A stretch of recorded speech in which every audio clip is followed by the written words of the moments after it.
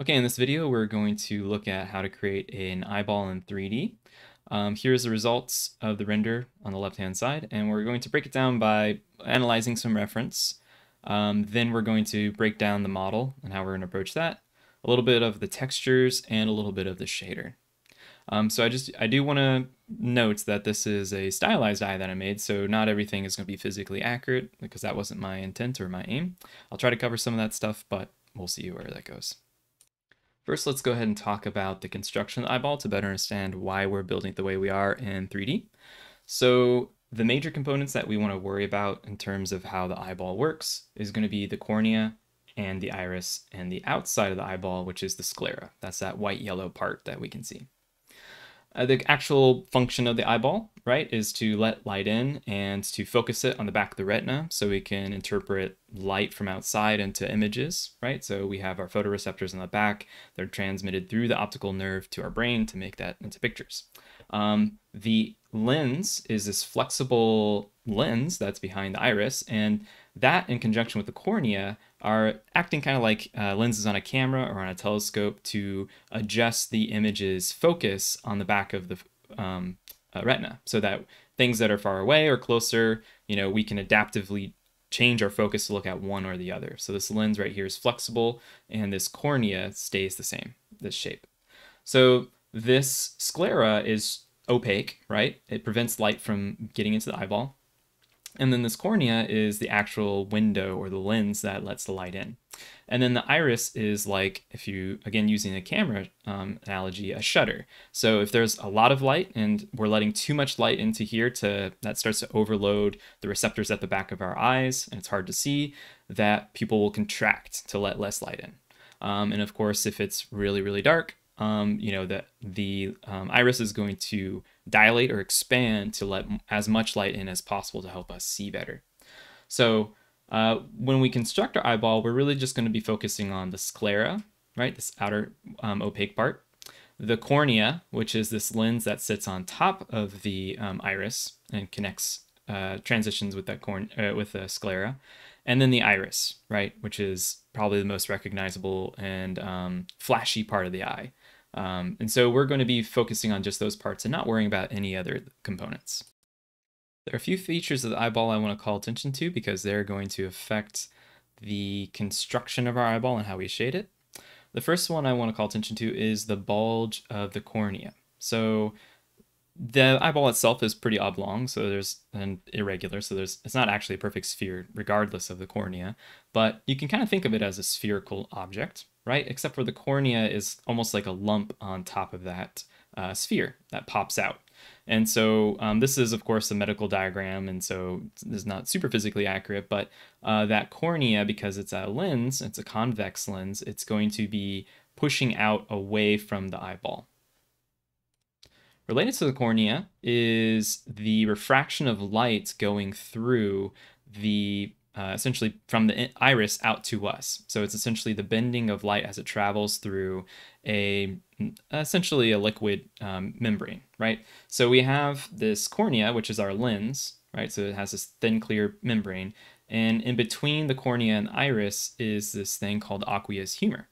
And so that is going to be refracting light and bending light more so than if you're looking at something straight in clear air, right? And so it's going to be similar to this, where you have essentially it is kind of like a glass of water. So the aqueous humor is a lot like water, where it's going to be bending light as it travels through, which distorts the image on the other side. So our lens, depending on the angle we look, or our iris, depending on the angle we look at it, is actually going to kind of distort and warp and change shape. So even though, for instance, the iris sits back a bit, you can see if we look at it from the side, it almost feels like the iris and the pupil are bulging forward. And that's just because of that refraction or that bending of light. So that's something we want to keep in mind when we build our shader. The third thing I wanted to call attention to is a caustic light hit that hits the iris. And this is also due to this being a liquid or glass-like kind of material interaction, is that when you have light traveling through, for instance, like a bottle of water or a glass of water, if you shine light from one side and look at the other side, there's going to be certain areas where the light that comes through bends and converges with other light that's coming from another part of the bottle. And so it looks something a bit like this, right? So you have this glass object here, and because of how the shape and the material inside bends light, you see we have this focus of light happening right there. Here's another example with like a glass of tea, right? And so you have that light bending and coming out of different locations. And if they converge at a certain location, then all that light starts to add up and get brighter.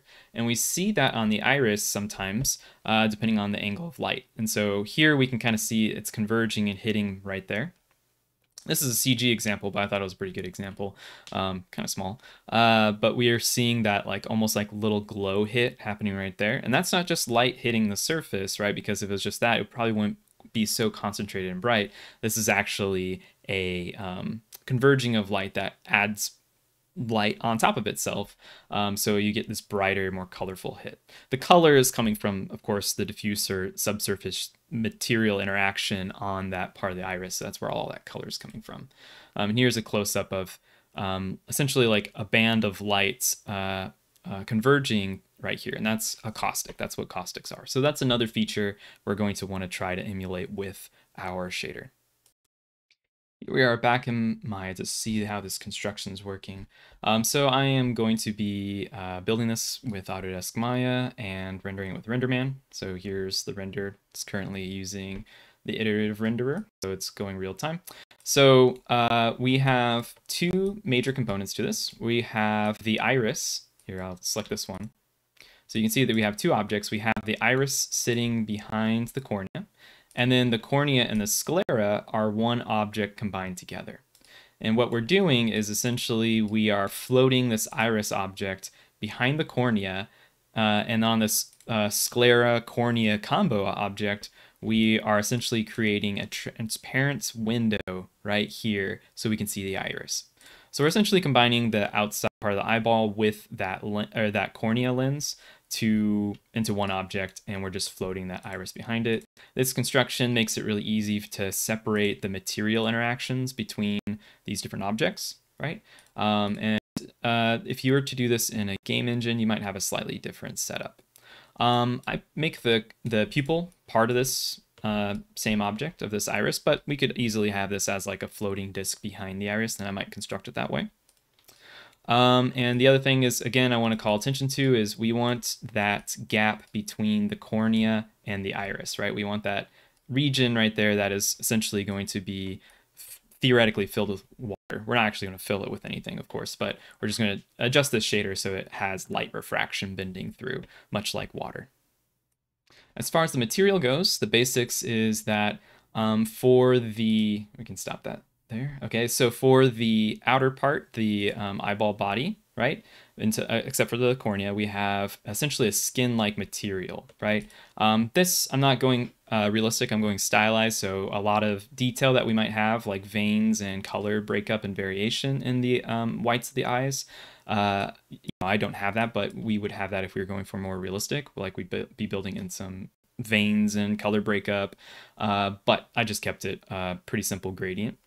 I'm also having light bleeding through, so it's not feeling like a hard object, so you see there's a lot of light bleeding through into those shadows. And so that is using a subsurface material, which most body skin type objects are going to want to have a subsurface shading component to it. The cornea, like I said, there's like a circle ramp right here. That's going to be a transition from opaque white skin-like material into essentially a glass-like material. And so this part of the model essentially has a glass material assigned to it.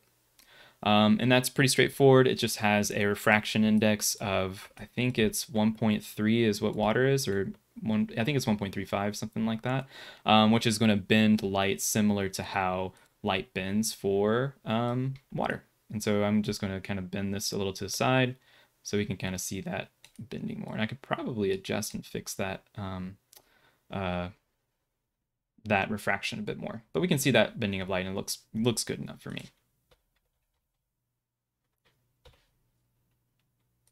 For the iris, you notice we get that kind of glowy caustic hit right there, depending on the angle that the light's coming in at. So in order to fake that, instead of you could use real caustics, right? So if you were using, I don't know, for instance, if in RenderMan, you could use a different integrator than Path Tracer to start calculating caustics. You might be able to do that with Path Tracer too. I haven't tried it. I did a version of this where I used, for instance, a integrator called Pixar Unified, which would actually create a caustic hit right here. In this version right here, I'm actually just faking it. So I'm actually faking it with specular. So this right here is actually a specular highlight that's kind of broad across here, and I'm tinting it, which is a lot like a metal, right? A metal, you know, you have tinted specular reflections. Non-metals tend to have desaturated, or it's the color of the light source itself, right? Like this light reflecting off of the cornea, but this light that's reflecting off of the iris is tinting it. So this is a bit of a fake to get that kind of broad glowing band happening here. And that actually kind of works too, because we don't actually need a specular highlight anyways on the iris. So I wouldn't have to add another specular just to get that realistic kind of shininess, right? Because it is a little bit more advanced, but the aqueous humor is a lot like water. And so the refractive index of most objects is actually pretty similar to water itself too. It's like, you know, between like 1.2 and 1.5, I think. So if the refractive index of one medium and another medium, so water to this iris, are the same or very close to the same, then you're getting very little light bouncing off of the surface, and most of the light's going through the surface. And the reason why we see a highlight outside here is because the two mediums is air and this glass material. And air has a refractive index of like 1.01, which is a big difference than 1.3. Let's say this glass is 1.3. So if there's a greater difference between the two materials, or those two mediums, as light travels from one and goes to the other, then you're going to get a lot more light bouncing off of the surface. And lastly, we also have a bit of displacement. You can kind of see it here. I didn't make my texture map kind of follow it very much. That probably would have been given a better result. I just added it in just to show you guys a little bit. And also I dialed back the subsurface a bit. So this also has subsurface like this one right here. So getting a lot of soft color bleed. You're going to want it to make it feel like it's a soft material, very like organic. But I turned it down a little bit so you can actually see the shadows of that displacement. Let's go ahead and look at actually constructing this eyeball now. Will say that because I was not going to be rigging this, and it just helps me get the shape better into the head of my character, I did do a lot of like deforming of the actual eyeball. If you were to rig this, you would either want, if you were going for a stylized like eyeball shape, you would want to construct this in a way that, you know, you could rotate the eyeball without leaving the eye socket, right? So you have these eyelids, and if I rotate these, for instance, actually I can't rotate them because the pivot point's not in the center of them, but I was rotate them, the eyeball would like pop out and you'd start seeing gaps because it wasn't actually spherical. If you had a stylized eyes that you wanted to deform in shape, it'd have to be built into the rig to make it sure that when you rotate the eyeballs kind of still looks more or less spherical in how it rotates in the eye socket. And of course, the more spherical you make the eyeball, the easier it is to rotate and keep it inside the eye socket. The other thing you'll want to keep in mind is that cornea bulges up. So if I was to rotate this eyeball up, that cornea would start intersecting with the iris, and that is no good. So again, you would want to build into your rig the ability to deform the eyelids so that they would kind of be pushed by that cornea as the eyeball rotates.